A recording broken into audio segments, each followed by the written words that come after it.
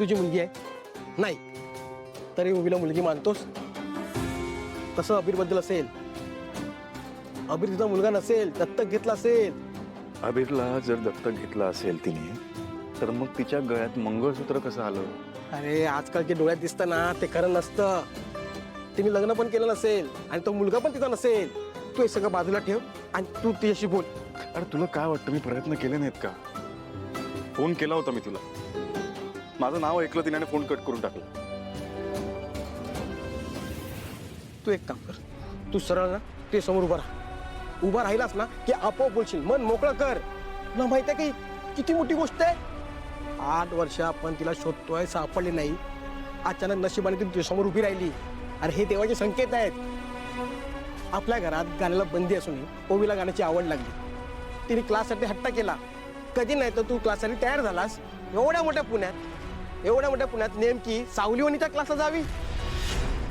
बेळगावात ती हरवली, नेमकं सावलीवणीच्याच घरात जावी. हे योगायोग नाहीये, हे देवाचे संकेत आहेत. हे घडते म्हणजे देवच घडवतोय. कदाचित देवाला ना मला अद्दल घडवायची असेल म्हणून घडतंय.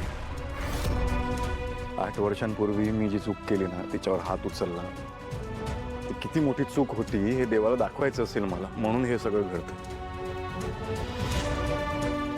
मान्य आहे मला मी चूक केली. पण सावलीने लगेच डिवोर्स पेपर पाठवून दिले होते ना. मला बोलायची संधी पण नाही दिली तिने. काय करायचं होतं मी? बरं आता पण मी सगळ्या गोष्टी विसरून मी केला ना तिला फोन. कट केला तिने फोन. कट केला ना, परत कर. मान्य करतोस ना की माझी चूक झाली? मग 100 वेळा ना 1000 वेळा फोन कर. आणि तिचा राग बरोबर आहे. जो माणूस आपल्याला प्रेम करतो तोच माणूस आपल्याला हात उचलतोय, मग राग येणारच. हा आता पोचील बोली. चल मोनिका मी निघतो. हा अरे पण काय, कुठे चाललायस? गुरुकुलच्या जागेवर जाऊन येतो. का? का म्हणजे मी तुला प्रॉमिस दिलंय, ही जागा आपली होणार. सांगितलं नाही का तुला मी? 10व्या हाताचा खेळ आहे माझ्या. आजच्या आज तुला रिझल्ट मिळते. राजकुमार आता गुरुकुलात गेला आणि त्याला तिकडे चुकून सुद्धा सावली दिसली तर माझा सगळा प्लॅन फिसकटेल. चल निघतो. हा नाही, थांब एक मिनिट. काय हे पेढायस की काय? आईंनी त्या ठिकाणी अजिबात पाऊल ठेवायचं नाही असं स्ट्रिक्टली सांगितलंय, तरी पण का चाललायस तू तिकडे? अरे बापरे, माझ्या आईचं कधीपासून ऐकायला लागलीस तू? हा उगीच काहीतरी बोल. ओ ग बाळा, काय झालं? बस. मम्मा ते ओवी सोबत मला अजिबात नाही खेळायचं. तिला आत्ताच्या आत्ता पनिशमेंट दे. का? काय केलं तर ओवीने तुझ्यासोबत? मी निघतो. थांब जरा. आम्ही दोघी छान हॉलमध्ये गेम खेळत होतो. तिने मध्येच गेम सोडला आणि ती फोनवर बोलायला गेली. फोनवर? पण सारंगचा फोन तर नाहीये ना घरात. मग कोणाच्या फोनवर बोलत होती बाबू ती? हा, आणि कोणाशी बोलत होती? तिच्या बेस्ट फ्रेंडशी. अमृता काकूच्या फोनवर बोलत होती. तिच्या बेस्ट फ्रेंड त्या दिवशी आम्हाला भेटला होता जेव्हा आम्ही सारंग काकासोबत आईस्क्रीम खायला जात होतो. मम्मा तिचा फ्रेंड बेळगावचा आहे. काय? बेळगाव. तू ऐकलंस का ती काय बोलत होती फोनवर? त्याचं नाव, त्याचे आई वडील कोण आहे, तो कुठे राहतो, काहीतरी ऐकलंस का?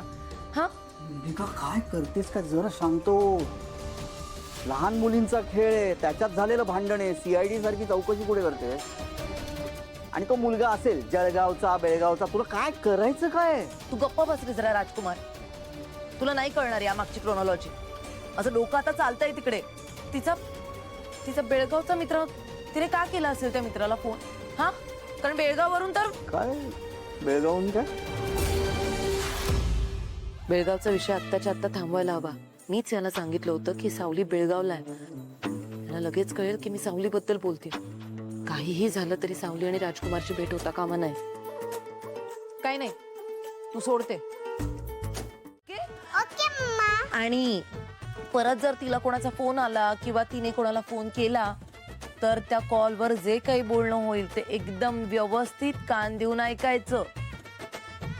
तो मुलगा कोण आहे, त्याचं नाव काय आहे, तो कुठे राहतो, त्याच्या आईवडिलांचं नाव काय, हे काय बोलतायत, हे सगळं त्यांचं काही वेगळं प्लॅनिंग आहे का, हे सगळं मला कळलं पाहिजे. हा नाही, कारण काय आहे, आजकाल ना बाबू बाहेर अशा माणसांची टोळी असते जे लहान मुलांना पळवून घेऊन जातात.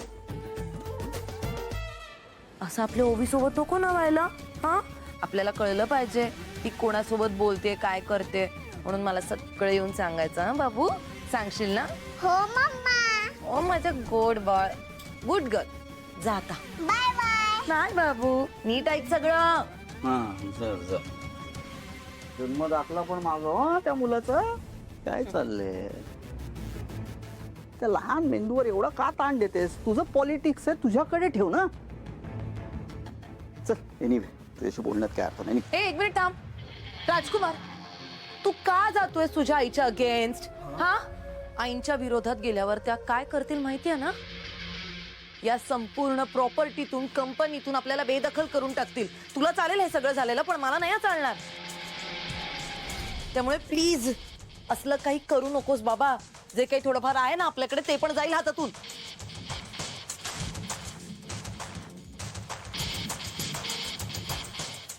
काय नाही, कॉल करतो त्याला, येत नाही म्हणून.